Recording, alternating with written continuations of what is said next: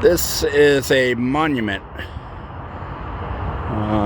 to the veterans who fought in World War I.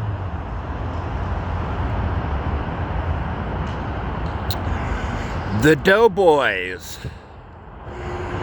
as they were called at the time.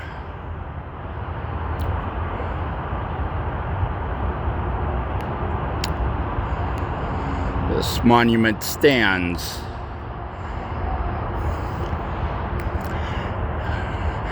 in front of the former high school here.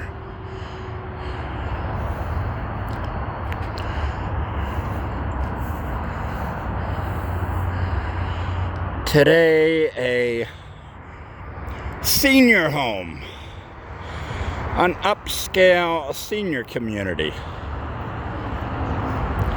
has occupied this renovated high school in downtown Knoxville. I assume around the year 2000, when Knoxville began much of its renovation and restoration. The Doughboy, a figure from the past,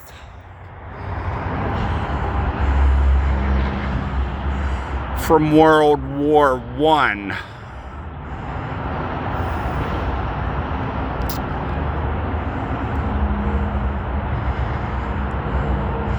But it's really not World War I that I want to talk about here. It's the Civil War that I'd like to discuss here in Knoxville. Right behind this Doughboy monument and this former high school.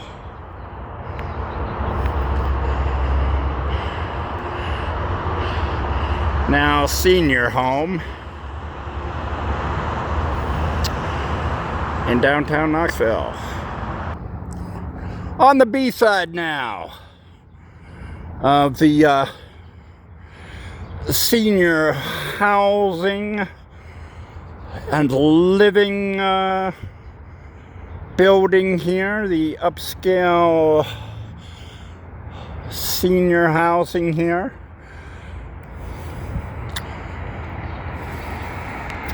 I am at the corner of East 4th Avenue and Central. Right at the bus stop. And across from the ever-growing, hip Emery Place here. Across the way, where they have cool vintage stores, art galleries, and even a veterinarian. I think it's a vet dog doctor over there. And many of the refurbished buildings from Knoxville long ago. But that's not what interests me.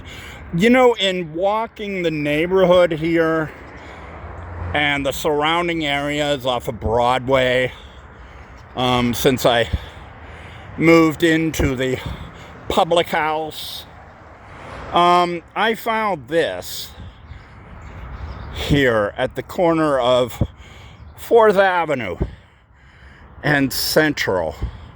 And I thought it was very telling of the times here in the motherland of America. This building is abandoned, it's closed, it's in ruins and tatters. Homeless have used it. Yeah, and I perhaps think they're still using it here. It's really prime location, but no one has lived in this for some time now. It reminds me of a story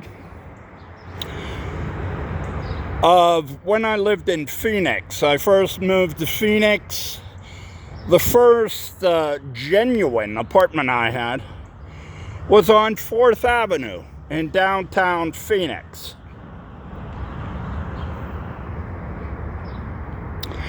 And it was a working man's apartment, as they called it then, in 2006. It was owned by a gay old man who the following year would take his property and flip it and move out of the ruins of downtown Phoenix into a very nice green, beautiful, lush, new apartment building that he bought in Arcadia, right next to Scottsdale. In any case, while I was living in this 4th Avenue apartment, a young man moved in there.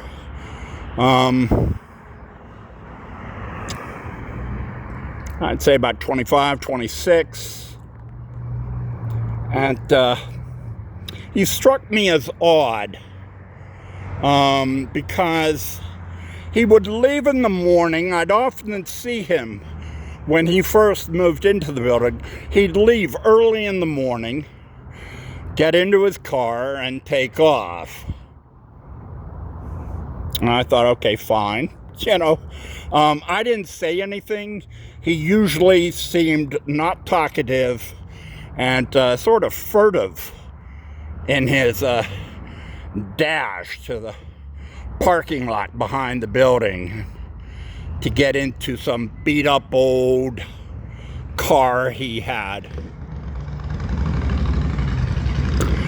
In time, though, he sort of piqued my curiosity, because he'd leave in the morning and wouldn't say anything, just run on by.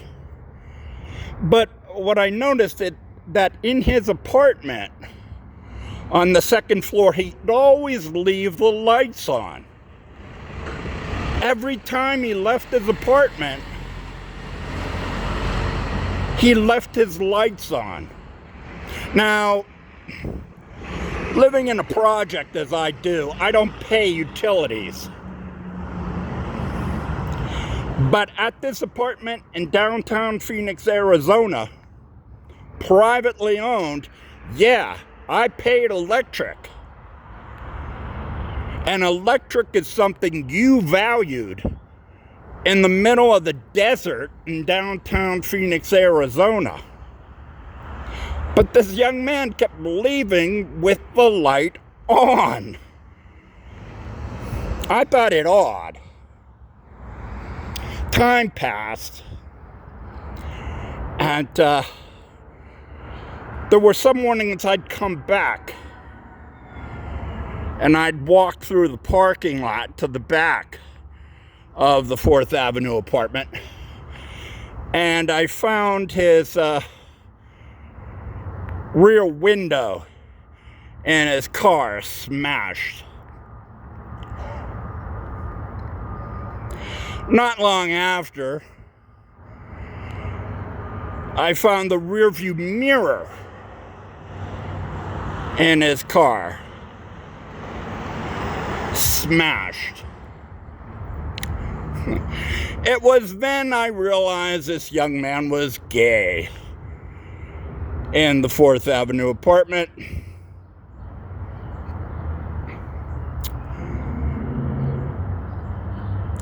Not long after that, the car disappeared, as did the young man from that apartment on 4th Avenue. Little while later, I never found the lights out or the lights on in his apartment. Flash forward from 2007 to 2014. I'm headed out for my daily walk about midday along the growing and gentrifying community around me in downtown Phoenix.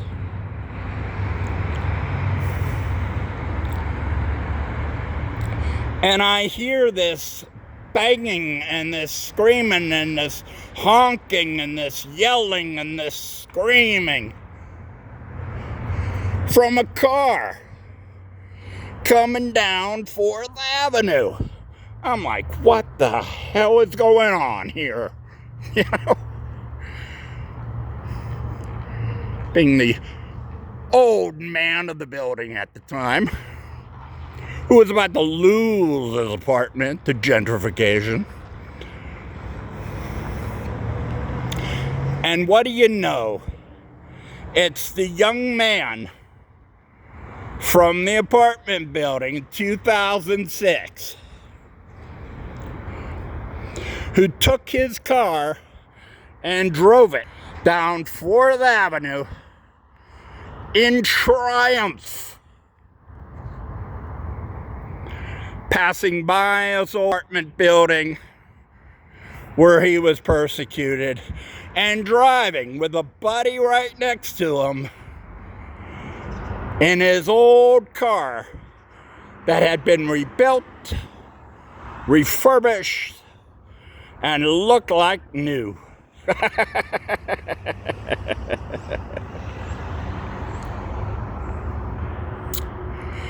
I felt so proud.